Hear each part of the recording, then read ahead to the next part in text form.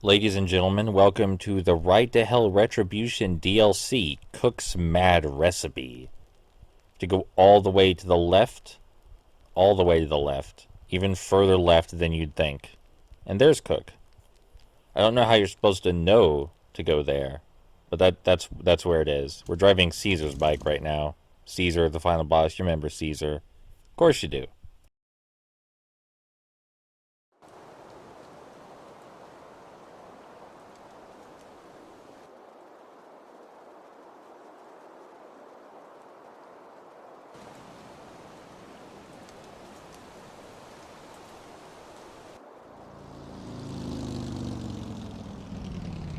Jake, come on. Get in. What the? You gotta help me. No time to explain. Come on.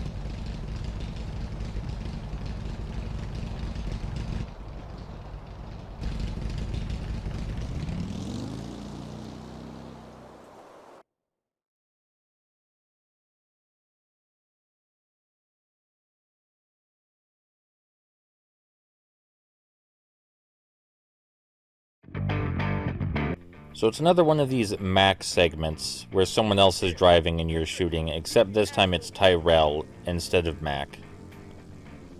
And I guess it's okay, it's less frustrating than those segments. It seems like they deliberately made it less frustrating, like they knew that the Mac segments were maybe a bit too much, and so they made this one easier without making it too easy.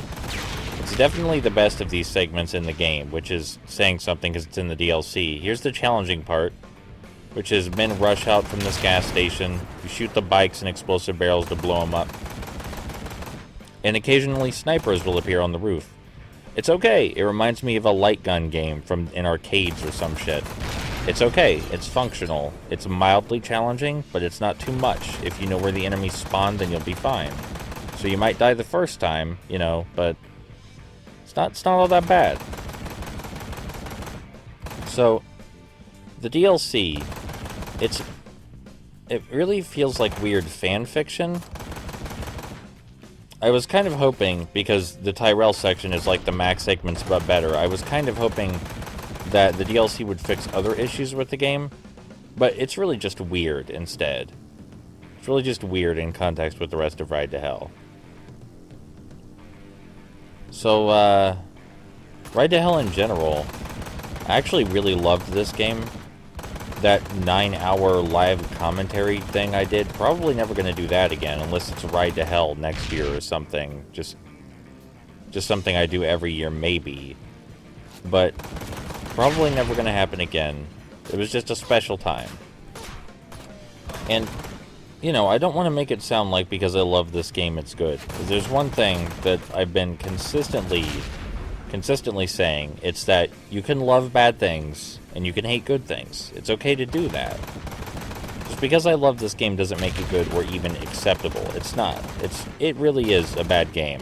Now that I've taken the time to look over everything it's done and let it sink in, it's pretty bad. It's a pretty bad game. Still not one of the worst, not by any measure.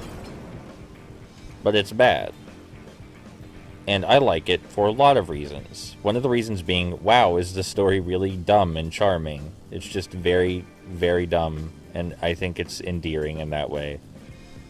It doesn't seem to be dumb on purpose, but I'm utterly smitten with the characters. I find them adorable, and the story's progression is just so strange to me. It's very memorable. It's very memorable, maybe not for the right reasons, but I love it. And the gameplay, I love beat-em-ups and third-person shooters. Kind of hard to fuck that up for me. Kind of hard to fuck that up. Does the shooting work? Yep. Does the beat-em-up mechanics work? Yep. So, I'm going to enjoy that. The section with the truck here is bizarre because there's a man on a turret, and you might think he's sort of a big threat, and you need to focus your attention on getting him off the turret immediately. But they do this in such a way that it's really hard to actually aim for the man on the turret, but that's okay. You don't need to, because after you take out a certain number of other bikers, an explosive barrel just appears next to the man on the turret. So it's not a problem, you see. Very weird way to do this section. Very strange. And it fits with the rest of the game's strange ideas about how things should work, like the interrogation mission, and that fucking elevator section, where you stand on a pressure plate. So yeah, I can officially add this game to my list of games that are bad, but that I still enjoy. There's the explosive barrel just right there, just kind of rolls out. Cutscene time. What the hell's going on? Something's going down, Jake. Devil's hand have been sticking their noses in a lot of army business lately. I got slack going, big beat fighting coming out my ass all day long. Fuckers turned over one of my trucks this morning. Took everything. The stock, cash, the lot. Got a report just now of it on the road. Came out to find it, and these bastards showed up. Looks like the van is heading for Old Moon Ranch. Don't know what they want with these hippies, though.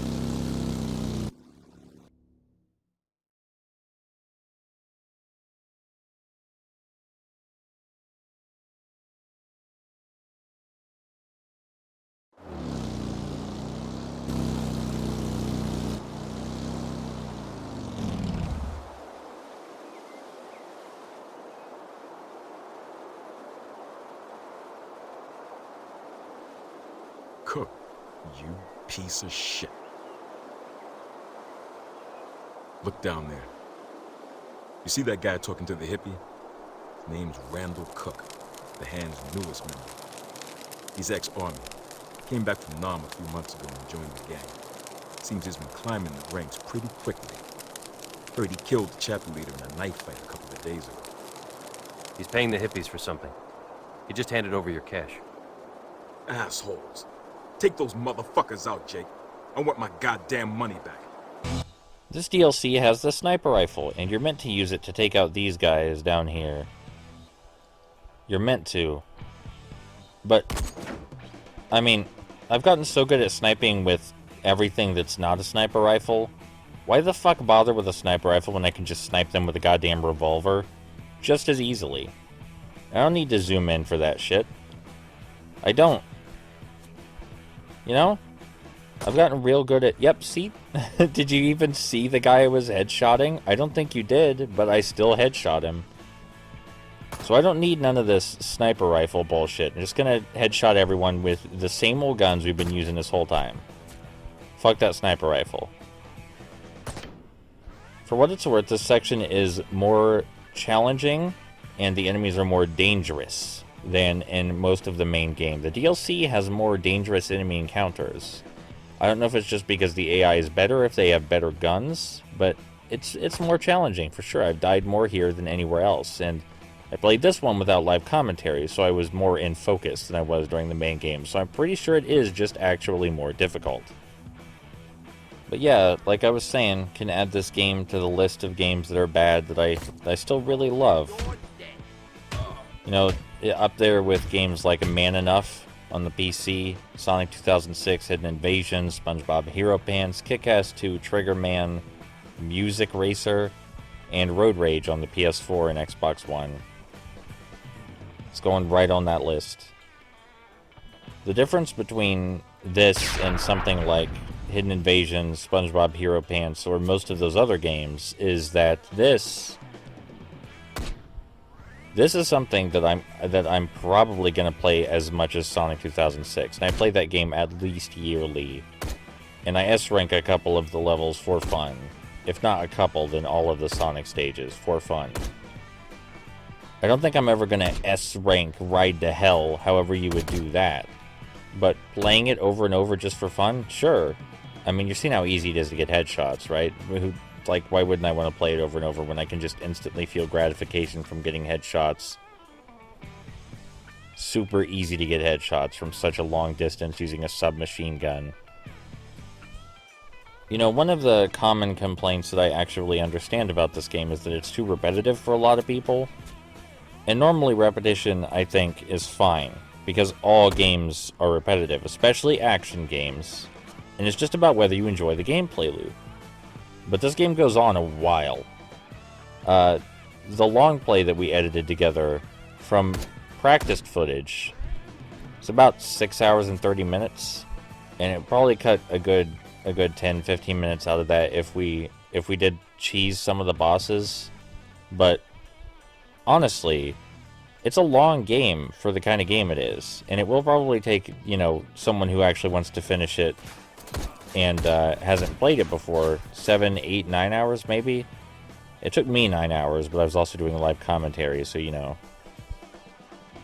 But yeah, let's be really generous and say that it would take the average person who wants to complete this game 9 hours. That's a long time to be doing this. It's a long time for this gameplay loop of shoot dudes, punch dudes, and then do a racing segment, and then shoot dudes and punch more dudes. But I couldn't get enough. I always wanted more. When the DLC was over, I was like, well, fuck, I feel sad now because it's done. You know, I kind of didn't want the game to ever end. I was kind of hoping they just made a game that lasted forever somehow, accidentally. Maybe it would have lasted forever for me if it was an open world game like it was originally intended to be. Because, I mean, let's cut to the chase. Is there anything about these mechanics, really, that's outstanding that I can't get elsewhere? No. There are much better third-person shooters. The things that this game does right in its third-person shooting, I haven't seen too many other places. Like, I really love how easy it is to get headshots. I love the way the reticle lights up when you're right over someone.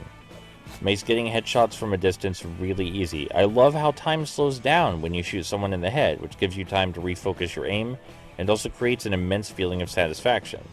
I like that. That's real good shit. That can't carry a whole game. And the beat-em-up combat is just like, you know, what if Arkham, but kind of slower and clunkier? What if that? Kick-Ass 2's combat is better than Ride to Hell's combat. So, there's nothing about this particular game that makes it the best at anything, especially for my tastes. There are better things I can play for my tastes.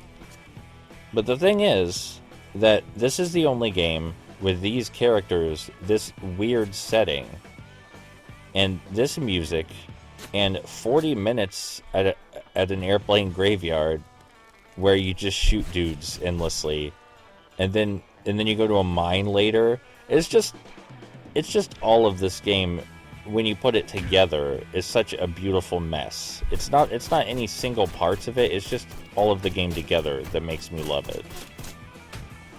The context kills especially, I think that really ties it all together, is the laziness of the context kills, because they clearly couldn't finish the game.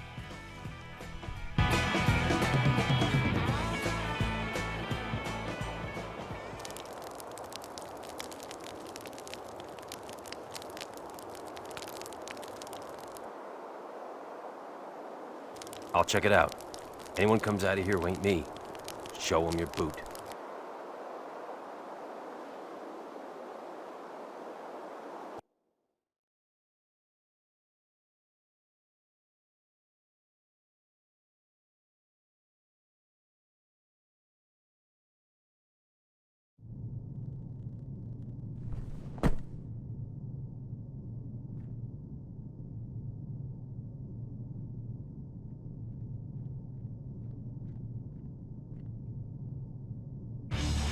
The underground bunker segment is as close as the game gets to being a good third-person shooter. The cover placement is good. The explosive barrel placement is good. The enemy placement is good. The enemy weapon choice is good. But it's a really short section. There's the makings of an actually nice third-person shooter in this underground bunker, but it's just such a short segment, and I don't know if they could keep it up long-term.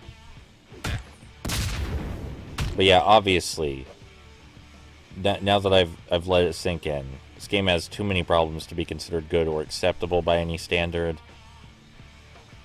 of mine. Still just love it. Love everything about it, pretty much. Only thing that could make it better is if they had more unique death screams, like in Deep Black. Like, if the death screams were more insane, I think that would add a lot to the game. But let's without the goofs, without my personal taste getting involved in just what I think is good and bad, let's talk about the good and bad in Ride to Hell. Let's just seriously deconstruct it and talk about what I think is good or bad about the game. In the good column, the music. No, that's incredibly subjective, yes, I know. But it fits really well with the game. It fits amazingly well with the game, including its jankiness. The music's not all that janky, but I just can't listen to this music and not think Ride to Hell. I think even if this music weren't in Ride to Hell, I would think that should go in a weird third-person shooter about bikers.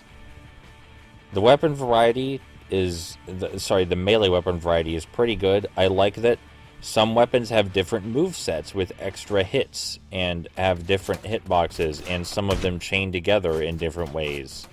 It's actually kind of neat that they bothered with that. And some melee weapons seem to be faster. That's nice. That's nice. I've already said this, another good thing, the ease of headshots and the great reticles. The reticles are great. They're perfectly accurate. The headshots are satisfying. You get a bit of slowdown, which allows you to refocus your aim and take a breather when you do get a headshot. Another good thing, the environmental variety. Lots of different locations in this game. Whole lot. Even more so in the DLC. The brewery, everything about the brewery, I think is great. The obstacle avoidance missions on bicycle, I think are fine. They remind me of Infinite Runner segments. The bike control's fine, even if it's a little arcadey. It's cute. They could do with more obstacles, but I can't think of anything too wrong with those sections. Even if they feel maybe a little cheap for some people to be in a AAA game, I think they're fun. And I think they're well designed. They tried to give an even split of the melee and shooting. They tried. I think that's a good thing. There are memorable villain designs visually, like Colt being a little pudgy and being basically an evil villain cowboy. Caesar may be a little over-designed, but most of the villains I think have memorable visual designs. There's a strong atmosphere in this game, and it's probably not the intended atmosphere, but it's strong nonetheless. They do a real good job showing the influence of the hand on the various industries in the state. The 666 fight is really fun. As a fan of beat-em-ups. Now onto the bad. Obvious uneven difficulty is pretty bad. Difficulty just spikes oddly in some places. The poor programming is probably the worst. You know, Jake randomly switching which arms he holds weapons with, making the combat undoable. Falling through the ground. The game just hard crashing and no longer functioning. The enemy AI is very poor. There's a lot. There's a lot of this game that can be attributed to bad programming. Just countless things. The Masked Men, I'm a little torn on. I'm not sure if they're good or bad, because after you get grenades, they're not a problem anymore. But before then, they are. So I'm not sure how to feel about that. The Masked Men and the Colt fight are definitely not okay, though. The max segments and the auto-aim during the max segments, that's atrocious. The auto-aim overcompensates too much and sometimes not enough. It's very strange. Poorly conveyed objectives is another big one. Bad checkpointing. Sometimes checkpoints are way too far apart. The tutorial blurbs never go away. And you can just cheese all the melee by shooting the guys in the head.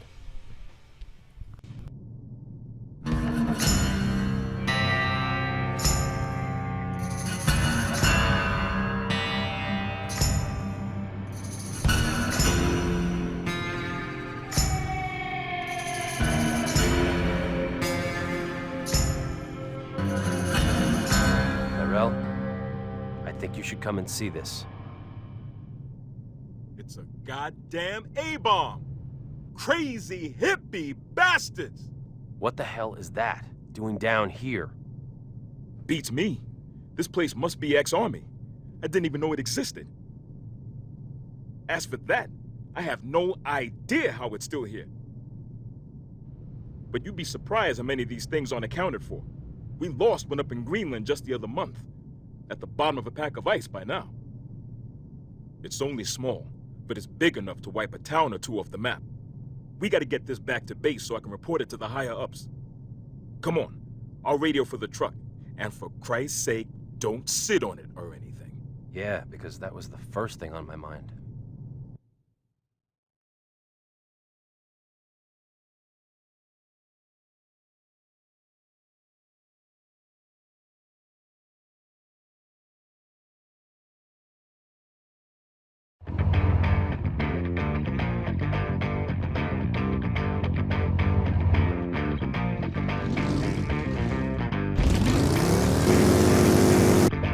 And I don't want to point out too many problems with the narrative, or really any, because I'm sure you can see them, and also the narrative's kind of complicated in spite of how simple a story it's supposed to be. Just because of kind of how incoherent and jumpy it is, there's a lot to keep track of. I love the narrative. I think it's really dumb, but I love it because it's dumb. The flaws, whenever I find a new one, only make it more endearing to me. Really, no amount of flaw I find at this point can take away the 9 hours of enjoyment I had on the first run, and then the enjoyment I had on subsequent runs. No amount of flaws I find now can take that away.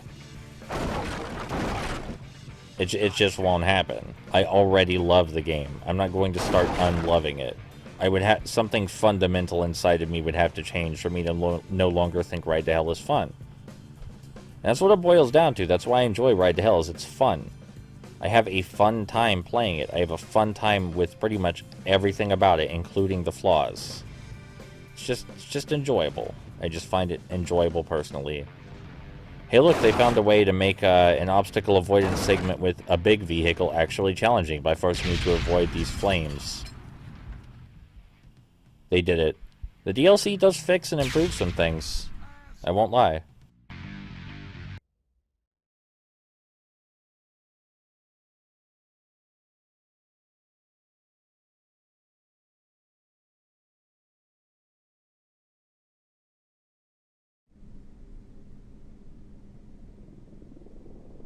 Jake, this is getting serious.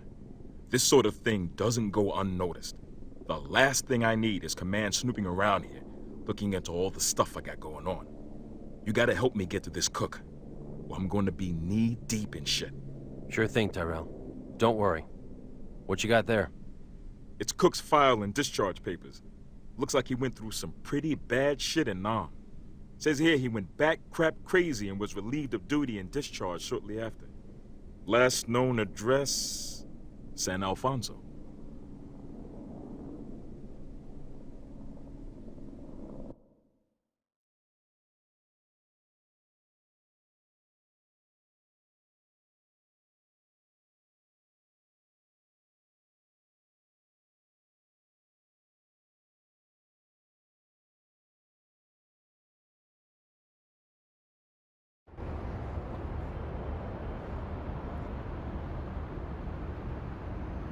America will bleed the way I bled. You'll see.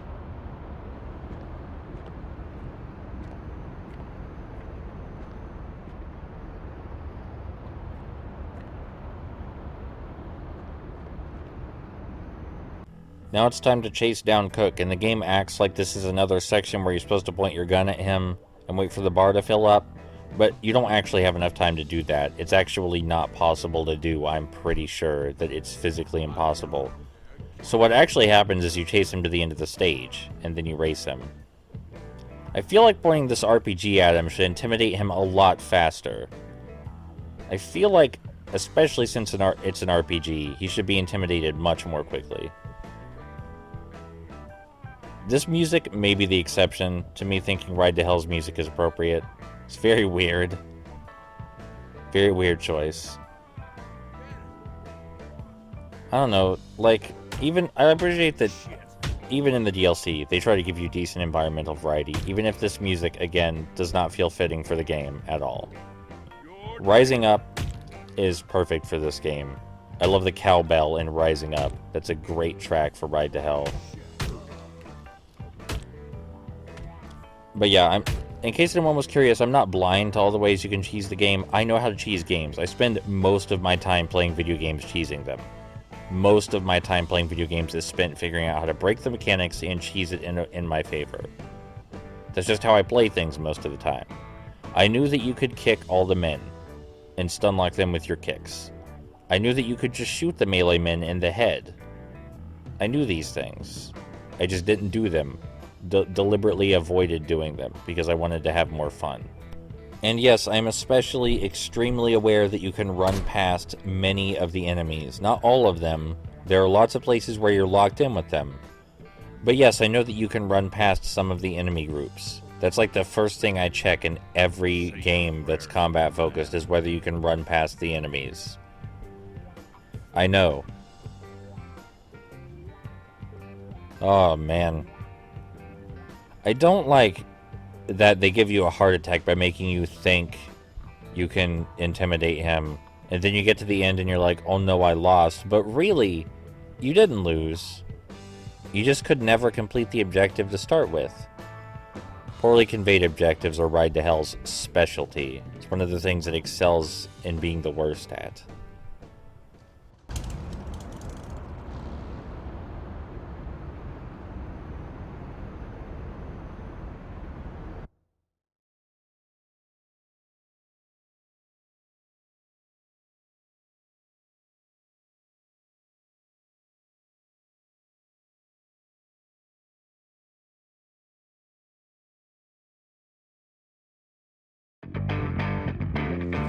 It does seem a little surreal to me that Ride to Hell was going to be a franchise at one point.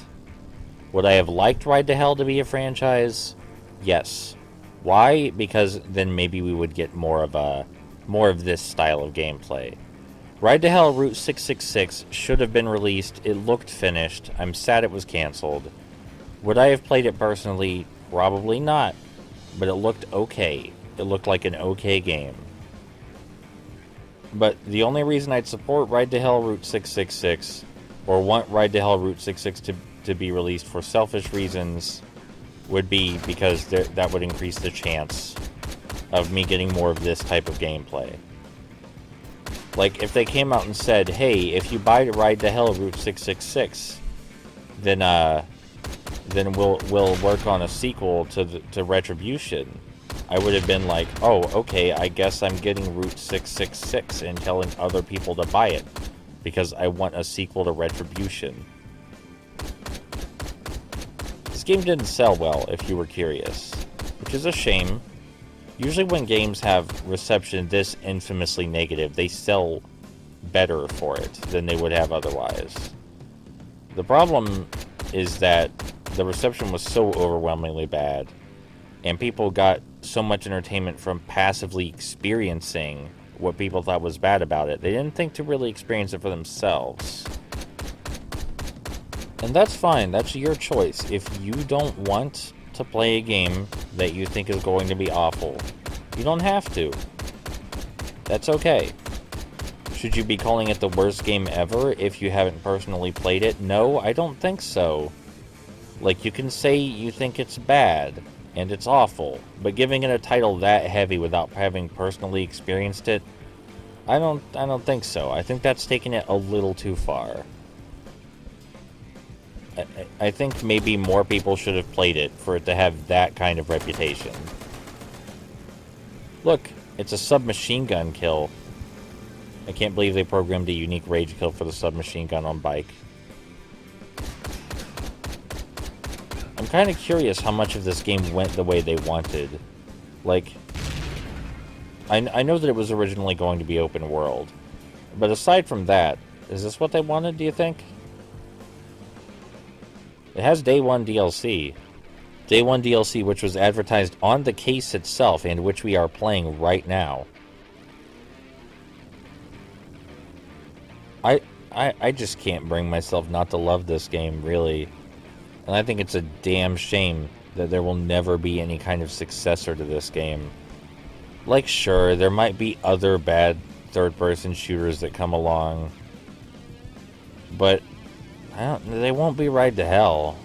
Also, most of the time, when people say a bad third-person shooter comes along, it's actually good. As I've experienced with Mindjack, which is actually a good game, unlike Ride to Hell. And what are the chances that the next bad third-person shooter is going to be bad in the same way as Ride to Hell, where it's immensely entertaining for me, and I love it? What are the chances of that? They seem pretty low. Like, usually it's either, oh, these people lied and the game's actually good, or, hey, I don't like this game, I don't know if it's bad or not. It's usually one of those two things. It's rarely ever, this game is bad, and also, I fucking love it. I would like more of that. Like, I worked so hard to put together that list of things that are bad that I also enjoy.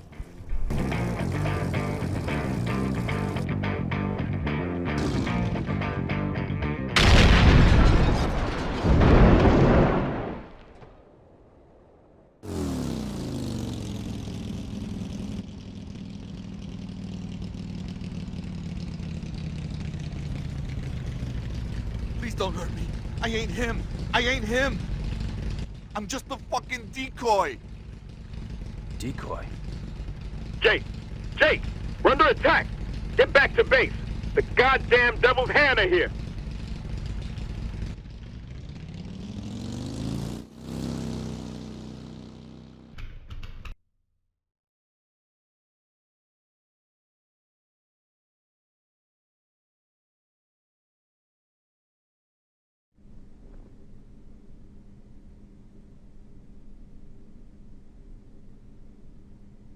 They took it, Jake. Can you fucking believe it?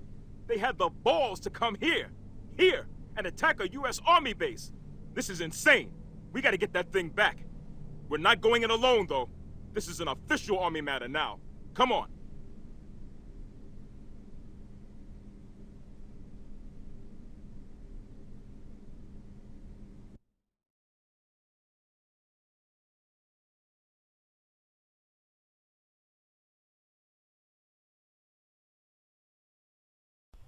There's some powerful bombs to drop about how much I enjoyed this game. I feel like if I had to play Ride to Hell every week and I would get like $100 every week just from playing Ride to Hell from start to finish, I would probably play Ride to Hell every week on Monday.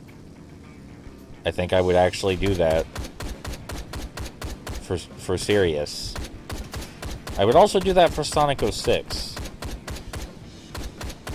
But Sonic 06, you know, there's a lot of variety in that game, gameplay-wise. There's some variety in Ride to Hell gameplay-wise, but I just love the game that much that I would seriously play it every week. If someone just gave me $100 for playing Ride to Hell every week, I'd take that bet. It's $100. You know? It's $100 for a single day of playing a bad video game. Would I have to do it every day of my life? Yeah, but who cares? I'd get good at, and I'd get good enough at it eventually that I would have the world record. You know, and eventually it would just take 3 hours, maybe 2.5 hours. After I found out the right places to run past enemies, the best ways to cheese the bosses, stuff like that. Avoided getting caught on ramps. You know, it wouldn't be so bad. And it's $100 each time in this hypothetical dream fantasy scenario I've set up, which to most people sounds torturesome and disturbing. I just love it that much. It's been a while, so I think I can say that the love is more than infatuation. Because if I was just infatuated with the game, probably wouldn't last past the first playthrough. I'm on playthrough 4 now. Now, if I had to play through the DLC by itself and nothing else every week, maybe not. You see, the game as a whole, it has its highs and lows. It has some parts I like more than others, but the DLC, it's short enough that the highs and lows are more aggressive. So, I don't really like this driving segment, for example. I think it's boring. So I wouldn't like to play that, because it takes up a significant amount of the hour that makes up the DLC.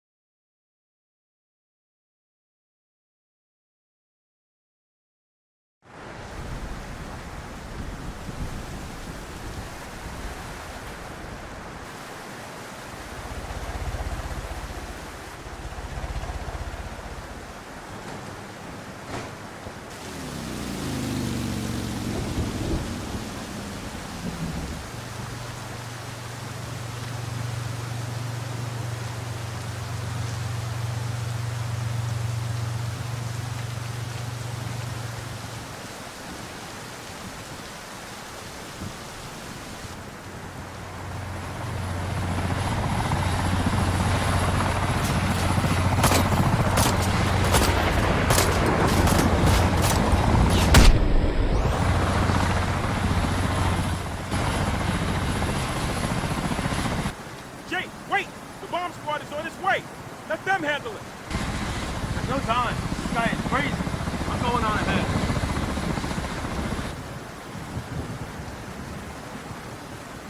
Godspeed, Jake. Godspeed. So this is my favorite location visually in the game. Not this part of the location, but this is my favorite location visually. You'll know when we get to the part. I know the water effect is bad. I think it adds to it. I think with the better water effect, it would not be nearly as cool. When we actually get into the oil refinery proper, that's when this becomes my favorite location visually. I kind of wish this whole DLC was absent of a couple of the driving segments, because I think it's a little weaker for that. And the segment where you chase Cook. I'm sorry, the Cook decoy. I think that makes the DLC a bit weaker. It does make it longer. DLC was $3.99, so maybe people want their $4 worth. Did I get my $4 worth? Well, yeah.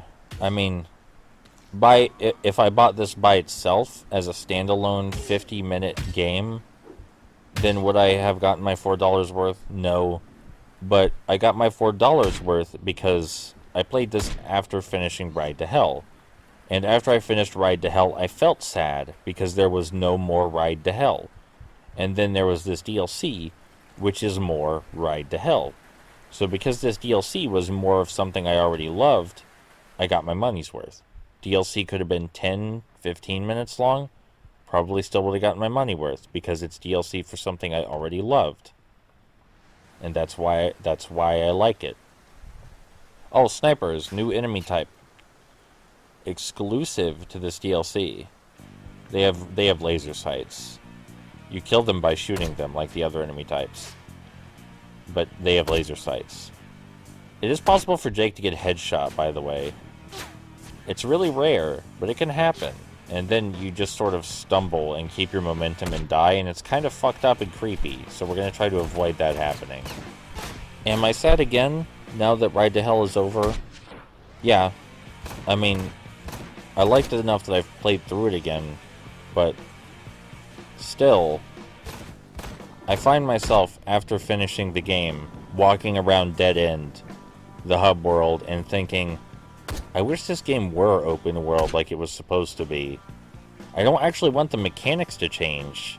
I don't really want anything to change about the way the game works at all. I just want there to be more to do in it. There doesn't even need to be new weapon types or shit, just different locations to go to. That's how much I love this game. That's how much I love the world of Ride to Hell. I'll miss you, Fogwood. Fogwood, which we have visited far more than Dead End, even though that's Jake's hometown. This third segment is actually okay, by the way. Much different from the other ones, in that the other ones are kind of bullshit, and I avoided them deliberately knowing that. But this one's okay. Ride to Hell Retribution 2 will never happen, but maybe someday there will be something like Ride to Hell Retribution. And of course, I'd be on board. 100%. It's just, this game's just beautiful to me. Just had a good time playing it. Not a lot else to say. It's definitely becoming one of my favorites. Maybe one of my only favorite games that I would actually consider bad. The list has been doing some rearranging lately, what with LEGO Worlds getting added to the #1 spot. Don't know where Ride to Hell would be on that list. It's probably the only one on the list that I would consider bad, though. Because I definitely think LEGO Worlds is a masterpiece. And it's something that belongs in a museum.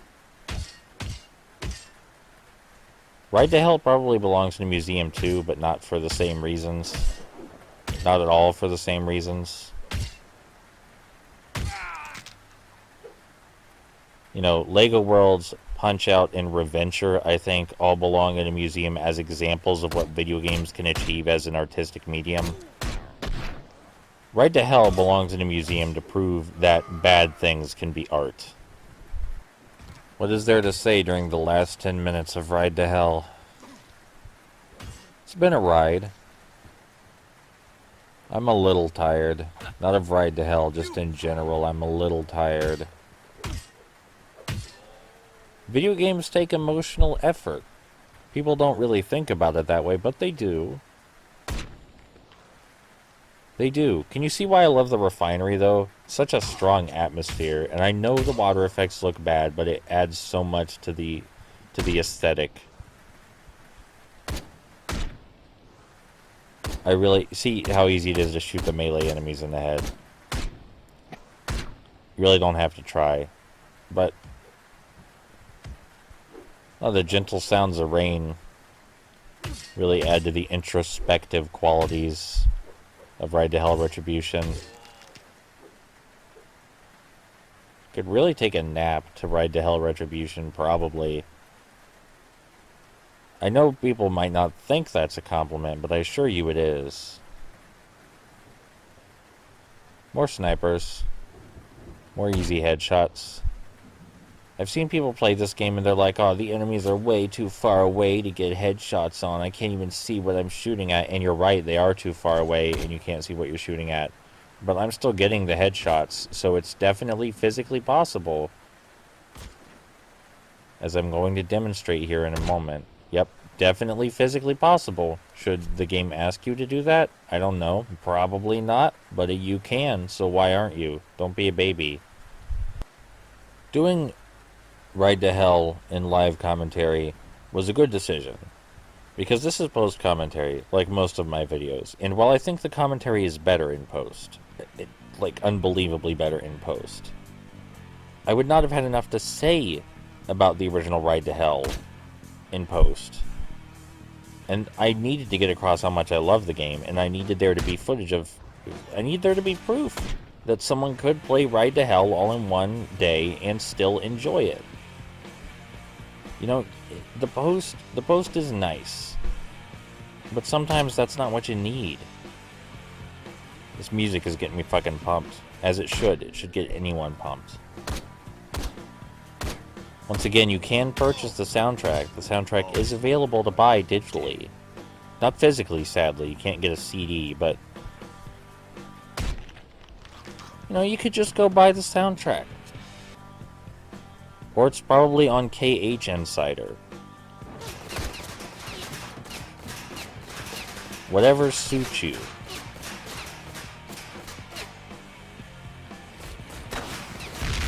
That was overkill. Definitely did not need to shoot an RPG at that explosive barrel. But it felt like the right thing to do. It felt appropriate. Oh, man. It's been a hell of a week.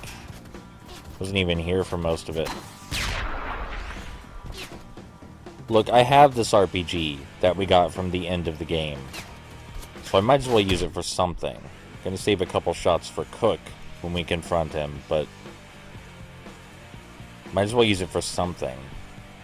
You know, I said earlier that the one thing I think could improve Ride to Hell, make it more enjoyable for me, would be if they added the deep black screams.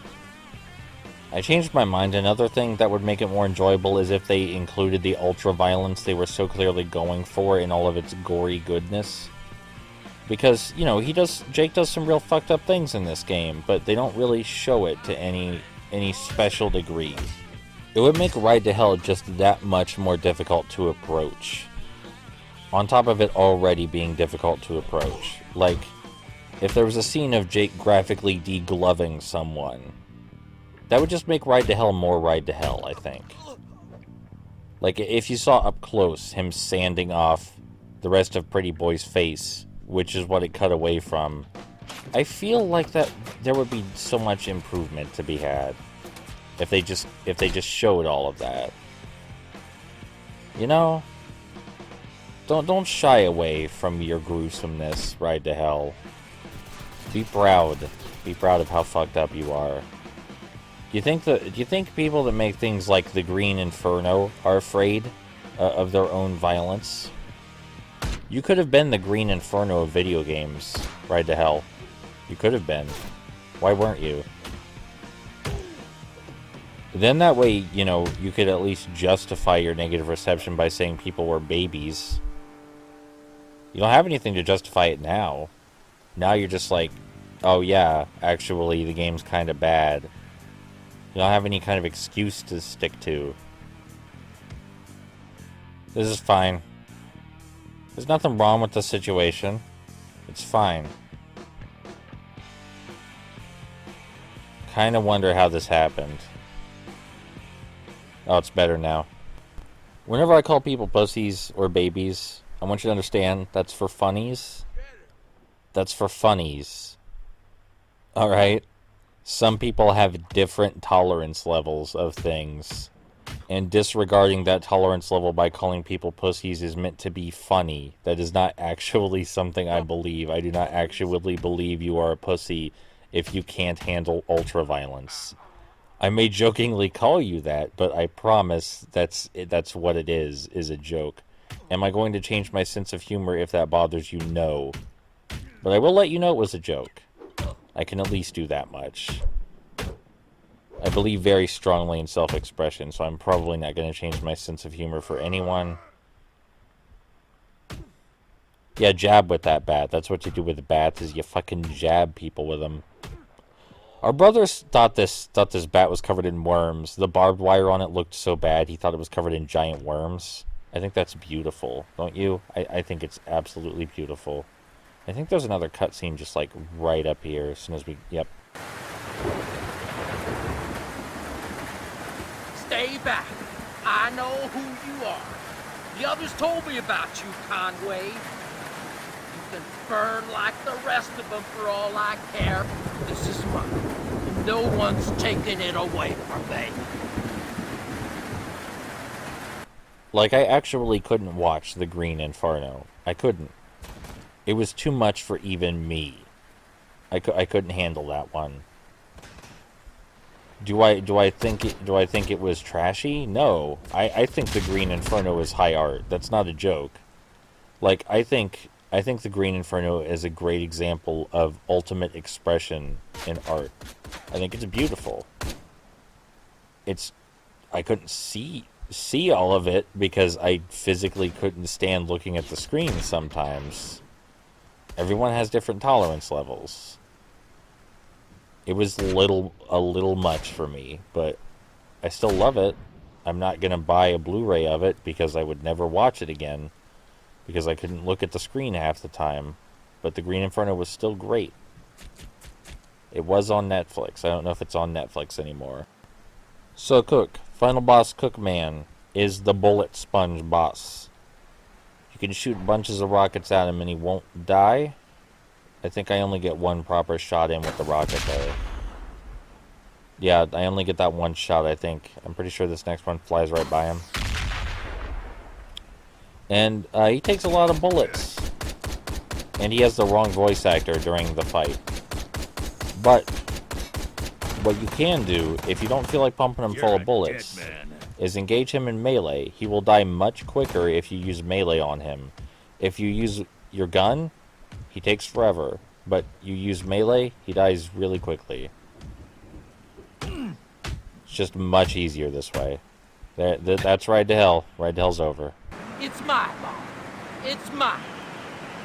I deserve it. America owes it to me. And I want to show America what I'll do with it. Fuck you, Conway! I don't give a damn about your brother or any of that crap. The gang don't mean shit to me. They were just a way for me to get me what I want, what I need. America will pay for what it did to me.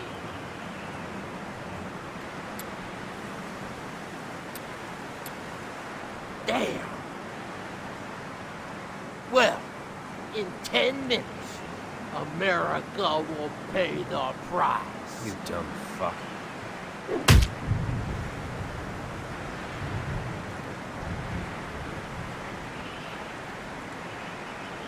The bomb's been armed. What are we gonna do? Come on. We've got to leave. The bomb squad are here. They'll handle this.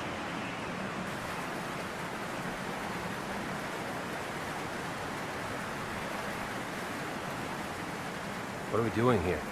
Your guys able to disarm it? Apparently not. Seems the thing can't be disarmed. What? Shouldn't we be leaving then?